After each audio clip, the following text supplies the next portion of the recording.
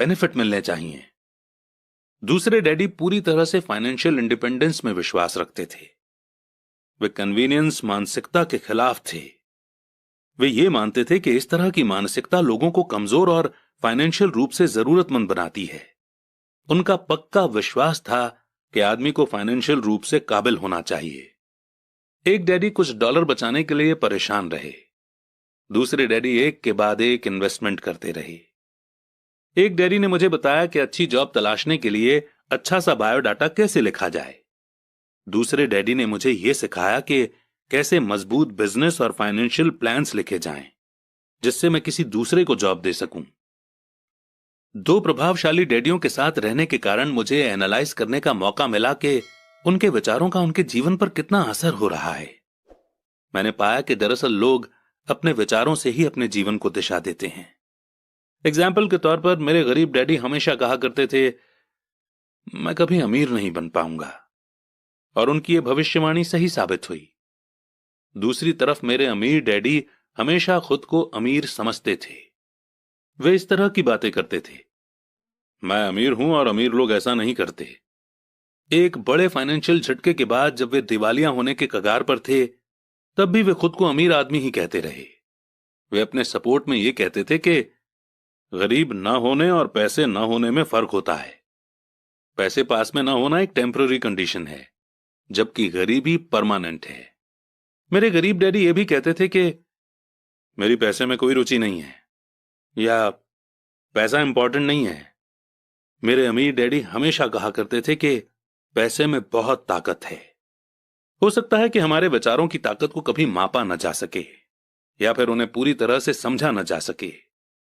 फिर भी बचपन में ही मैं ये समझ गया था कि हमें अपने विचारों पर ध्यान देना चाहिए, और अपने एक्सप्रेशंस पर भी। मैंने देखा कि मेरे गरीब डैडी इसलिए गरीब नहीं थे क्योंकि वे कम कमाते थे, बल्कि इसलिए गरीब थे क्योंकि उनके विचार और काम गरीबों की तरह थे।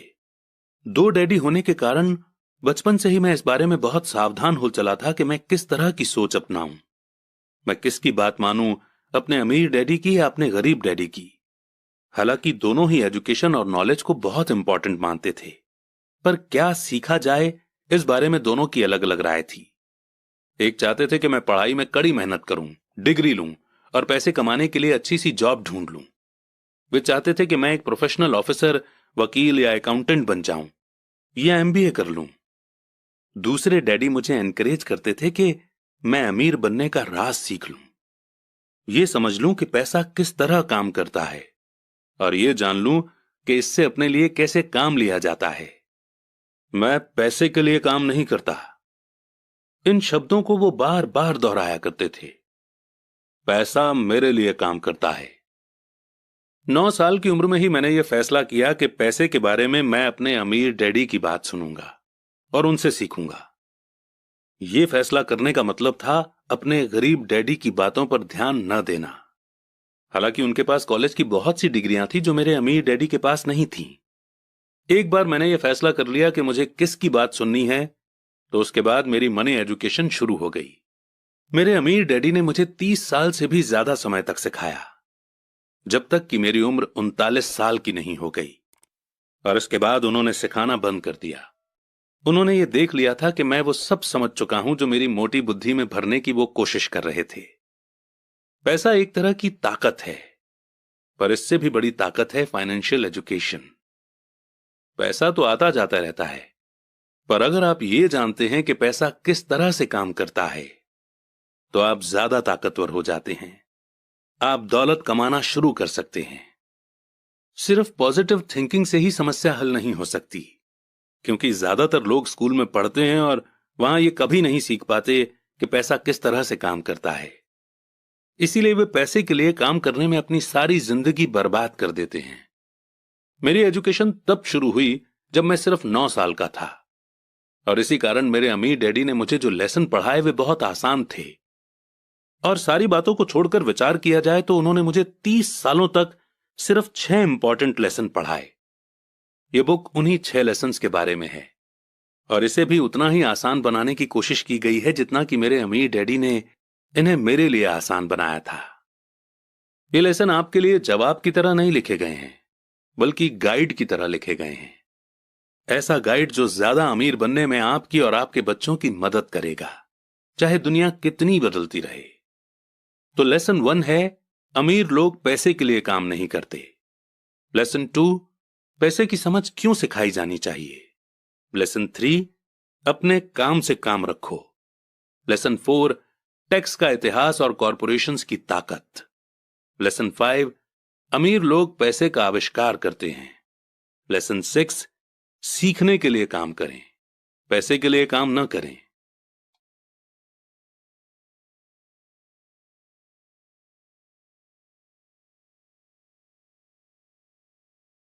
शुरुआत करते हैं चैप्टर 2 की, जिसमें हम सीखेंगे लेसन 1, अमीर लोग पैसे के लिए काम नहीं करते। डैडी, क्या आप मुझे बता सकते हैं कि अमीर कैसे बना जाए? वे सुनते ही मेरे डैडी ने अपना शाम का न्यूज़पेपर नीचे रख दिया। बेटे, तुम अमीर क्यों बनना चाहते हो?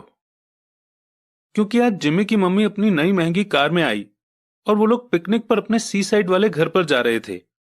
जिमी अपने साथ साथ अपने 3 दोस्तों को ले गया, पर माइक और मुझे नहीं ले गया। उसने हमसे ये कहा कि वो हमें इसलिए नहीं ले जाएगा क्योंकि हम लोग गरीब बच्चे थे। उसने ऐसा कहा? डैडी ने आश्चर्य से पूछा। हां, बिल्कुल ऐसा ही कहा, मैंने दर्द भरी आवाज में कहा।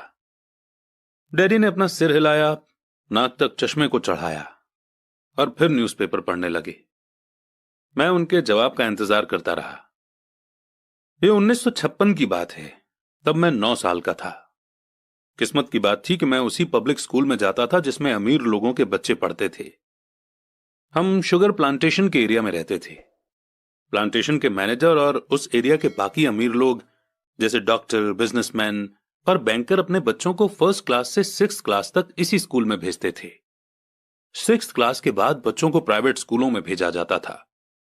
अगर मेरा परिवार सड़क के दूसरी साइड पर रह रहा होता तो मुझे अलग तरह के स्कूल में भेजा जाता, जहां मेरे जैसे परिवारों के बच्चे पढ़ते थे। 6th क्लास के बाद इन बच्चों की तरह मैंने भी पब्लिक इंटरमीडिएट और हाई स्कूल किया होता, क्योंकि उनकी ही तरह मेरे लिए भी प्राइवेट स्कूल में जाना पॉसिबल नहीं था। मेरे डैडी ने आखिर न्यूज़पेपर को रख दिया। मुझे पता था कि वे क्या सोच रहे थे। उन्होंने धीमे से शुरुआत की। अगर तुम अमीर बनना चाहते हो तो तुम्हें पैसे बनाना सीखना चाहिए। मैं पैसे बनाना किस तरह सीख सकता हूं? अपने दिमाग के इस्तेमाल से, उन्होंने मुस्कुराते हुए कहा, जिसका असली मतलब यह था कि बस मैं तुम्हें इतना ही बता सकता हूं, या मैं इसका जवाब नहीं जानता, इसलिए मुझे तंग मत करो। एक पार्टनरशिप हुई। अगली सुबह मैंने अपने सबसे अच्छे दोस्त माइक को अपने डैडी की बातें बताईं। जहां तक मुझे याद है, उस स्कूल में माइक और मैं 2 ही गरीब बच्चे थे। माइक भी मेरी ही तरह का था, क्योंकि वो भी किस्मत की वजह से ही उस स्कूल में था। ऐसा लगता था जैसे किसी ने कस्बे में स्कूलों की सरहदें तय कर दी थीं, और इसी कारण हम लोग अमीर बच्चों के स्कूल में पढ़ रहे थे। सच कहा जाए तो हम लोग गरीब नहीं थे, पर हमें ऐसा लगता था, क्योंकि बाकी सभी बच्चों के पास नए बेसबॉल ग्लव्स, नई साइकिल और हर चीज होती थी, और हर चीज नई होती थी, पर हमारे पास सब पुरानी। मम्मी और डैडी ने हमें जरूरत की सभी चीजें दी थीं, जैसे खाना, घर, कपड़े, लेकिन इससे ज्यादा कुछ नहीं। मेरे डैडी कहा करते थे कि अगर तुम्हें कोई चीज चाहिए तो उसके लिए काम करो। हमें बहुत सी चीजें चाहिए थीं, लेकिन 9 साल के बच्चों के करने के लिए ज्यादा काम मौजूद नहीं थे। माइक ने पूछा, तो पैसा कमाने के लिए हमें क्या करना चाहिए? मैं नहीं जानता, मैंने कहा, लेकिन क्या तुम इस काम में मेरे पार्टनर बनना चाहोगे? वो राजी हो गया, और उस शनिवार की सुबह माइक मेरा पहला बिजनेस पार्टनर बन गया। हम दोनों पूरी सुबह यही सोचते रहे कि पैसा किस तरह कमाया जाए। कभी कभार हम उन बेफिक्र बच्चों के बारे में बात करते रहे जो जिमी के सी साइड वाले घर पर मजे कर रहे होंगे। इससे थोड़ी चोट पहुंचती थी, पर यह चोट अच्छी थी, क्योंकि इसने हमें यह सोचने के लिए मोटिवेट किया कि पैसा कैसे कमाया जाए। और आखिरकार उस दोपहर को हमारे दिमाग में बिजली कौंध गई। यह एक ऐसा आइडिया था जो माइक ने किसी साइंस की किताब में पढ़ा था। एक्साइटेड होकर हमने अपने हाथ मिलाए, क्योंकि हमारे पास अब एक बिजनेस था। अगले कुछ हफ्तों तक मैं और माइक आसपास के इलाकों में भाग दौड़ करते रहे। हम दरवाजों पर दस्तक